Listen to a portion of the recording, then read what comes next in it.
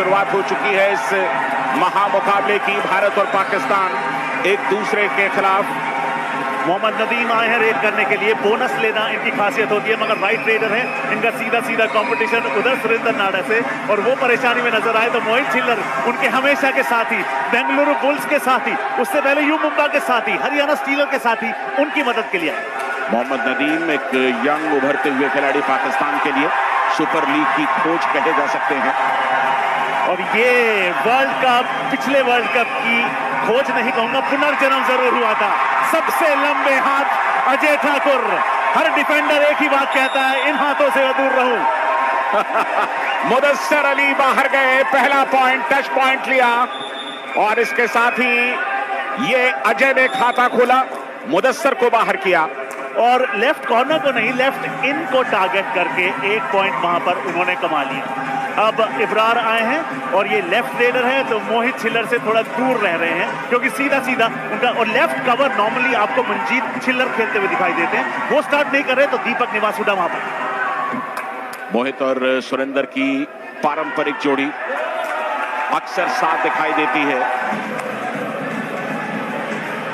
नदीम लगातार ब्रेक्स पर। जी हाँ, सुरेंद्र नाडा, ये डिफेंस की दिवाली, रेडर का दीवाला काम कर दिया सुरेंद्र नाडा ने। भारत का कॉर्नर कितना मजबूत है, न सिर्फ एक बल्कि दोनों। आप अंदर जाएंगे, बोनस के लिए अटेम्प्ट लेंगे, तो एंकल आपका अपने आप हाथ में आ जाएगा। वही हुआ। और राहुल चौधरी ने वहां पर इनिशिएट किया उतना ही जितना सुरेंद्र नाडा ने किया। देखिए, अगर डिफेंस की हम बात करेंगे तो मुझे इनके ऊपर बहुत कॉन्फिडेंस है। सुरजीत, सुरेंद्र नाडा, मोहित और दीपक, और मनजीत छिल्लर जी भी हैं हमारे साथ, है ना। तो मुझे इनके ऊपर इतना कॉन्फिडेंस है, जितना मैं अपने खुद के ऊपर इतना भरोसा नहीं करता, जितना मुझे इनके ऊपर भरोसा रहता है। हमेशा मुझे ऐसे लगता है कि अगर जब तक ये लोग अंदर खड़े हैं तो ये पक्का मुझे मतलब के अंदर लेकर ही आएंगे, या कैच मार ही देंगे, या थर्ड रेड पे सक्सेस, थर्ड रेड को सक्सेस कर ही देंगे। मुझे फुल कॉन्फिडेंस रहता है इनके ऊपर। मुकाबले के तीसरे मिनट में ही अपने खतरनाक एंकल होल्ड का जौहर दिखाते हुए सुरेंद्र नाडा ने पाकिस्तान के स्टार रेडर मोहम्मद नदीम का शिकार कर लिया था। जवाबी कार्रवाई में पाकिस्तान ने भारत के स्टार रेडर को निशाना बनाया। प्रदीप नरवाल को पाकिस्तान के डिफेंस ने उठाकर बाहर फेंका। प्रदीप नरवाल क्या डिफेंस के झांसे में आ गए। दरअसल ये डू और डाई रेड थी, तीसरी रेड खाली नहीं जा सकती किसी भी टीम की। पॉइंट लेना होगा। वसीम सज्जाद ने डाइव किया। जी हाँ, मौके को देखा जय, हो जिस तरीके से लपके, और पाकिस्तान की बढ़िया शुरुआत। 3-2 से पाकिस्तान आ गई। जी हाँ, और सबसे बढ़िया तरीका पेस कम करने का होता है कि आप अपने ओपोनेंट्स पर हावी हो जाएं। मगर अजय ठाकुर ने एक बार फिर अपने लंबे हाथों का इस्तेमाल किया, शानदार टच क्लेम कर रहे हैं। नासिर बेंच पर 3-3 की बराबरी।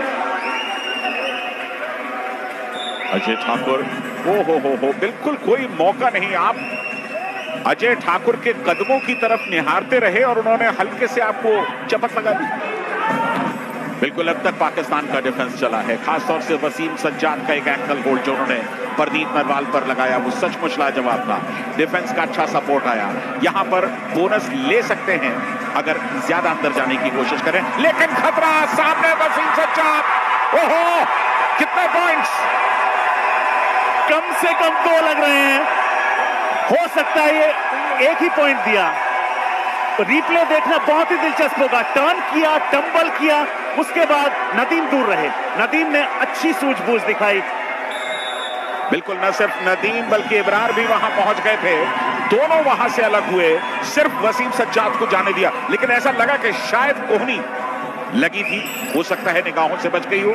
मैं कहूंगा वेरी गुड अंपायरिंग, शानदार अंपायरिंग का मुजाहरा वहां पर पेश किया था। हमें कमेंट्री बॉक्स से कई बार चीजें बड़ी आसान लगती हैं। डू और डाई रेड, तीसरी रेड है इस समय। बिना पॉइंट के वापस नहीं लौटेंगे, बोनस ले सकते हैं। अटेम्प्ट किया है बोनस का, लेकिन आसान नहीं होता भारत के डिफेंस, और वो भी जब सातों खिलाड़ी मौजूद हों। ये डू और डाई रेड, रेडर के लिए, डिफेंस के लिए नहीं। हाथ बाहर से आया, बाहर से हाथ आना अलाउड नहीं होता है, इसलिए उन्हें बेंच पर जाना होगा। दोनों टीमों के बीच एक एक पॉइंट के लिए जंग छिड़ चुकी थी। पाकिस्तान की सबसे बड़ी कामयाबी ये थी कि उन्होंने पीकेएल के सबसे करिश्माई रेडर प्रदीप नरवाल को पूरी तरह खामोश रखा था। प्रदीप नरवाल डुबकी किंग के नाम से जाने जाते हैं। डुबा दिएगा एक बार फिर। इस डिफेंस को प्रदीप नरवाल का तोड़ आता है। बहुत अंदर चले गए प्रदीप नरवाल। 4 के डिफेंस में उन्हें लगा कि शायद बीच से रास्ता तलाश लेंगे, लेकिन पाकिस्तान के खिलाड़ियों ने उन्हें सचमुच जबरदस्त तरीके से स्टडी किया हुआ है। प्रदीप जो प्लेयर है वो डायमंड मतलब हीरा खिलाड़ी है अपने देश का, है ना। मैं तो ये आज उसी वजह से प्रदीप की तो 1-2 कैच हो गई। एक बुरी परफॉर्मेंस से आप फकीर नहीं बनते। एक पाकिस्तान को भले ही प्रदीप को खामोश रखने में कामयाबी मिल गई थी, मगर भारतीय टीम में सितारों की कोई कमी नहीं थी। भारतीय खिलाड़ियों ने अपने तेवर दिखाए तो पाकिस्तान की टीम बैकफुट पर आ गई। चूंकि प्रदीप नरवाल फिलहाल उपलब्ध नहीं है, इसलिए राइट रेडर अजय ठाकुर एक बार फिर रेड करते हुए दादा आप सोचते कहीं ना कहीं आगे जाके मनजीत छिल्लर को लाना चाहिए, क्योंकि डिफेंस से उतने पॉइंट नहीं कमा। अजय ठाकुर उड़ देखा इकरार आ रहे हैं, उनके शिकंजे से उड़ गए। ये है पूर्वानुमान। पहले से इस बात का अंदाजा हो चुका था कि इब्रार हल्का हल्का जैसे ही इब्रार ने झुकना शुरू किया, अजय ने उड़ान लेनी शुरू कर दी। ये गगन छोटा पड़ जाए तेरी उड़ान ऐसी हो, ये चमन सारा खिल जाए तेरी महक ऐसी हो। वाह क्या मुकाबला, वाह क्या शुरुआत। वो तकरीबन बहुत उसकी हाइट है, वो दूर से हैंड टच करता है, तो काफ़ी मैच्योर प्लेयर है। वो थोड़ा लंबा है, रीच भी ज़्यादा है और तेज़ है थोड़ा, बाकी प्लेयर्स की निस्बत तेज़ है और उसको कद का भी एडवांटेज है। बाजू लंबे है, उसकी टांगे लंबी हैं, तो फिर वो टच पे है ना, बोनस पे भी है उसे एडवांटेज, लेकिन टच पे ज़्यादा खेलता है। अजय ठाकुर के सबसे लंबे हाथ हाइट भी सबसे बड़ी है, उनके हाथ भी लंबे बड़े, स्टैचर भी। Back tracking skills, Surjeet bench पर, पाकिस्तान को एक अंक। पैडी यहां पर गलती सुरजीत की थी। ये डू और डाई रेड थी। डिफेंस को इतना अटैक पर जाने की जरूरत नहीं थी, क्योंकि पूरा प्रेशर यहां पर रेडर पर था। भारत के रेडर्स को पाकिस्तान के डिफेंस ने चलने नहीं दिया। भले ही भारत के पास 1 अंक की लीड हो, पर मानसिक तौर पे अब तक ये मुकाबला पाकिस्तान ने जीता।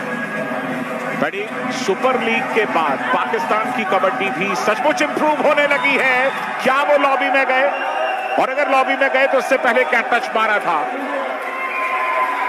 लो स्कोरिंग एनकाउंटर ये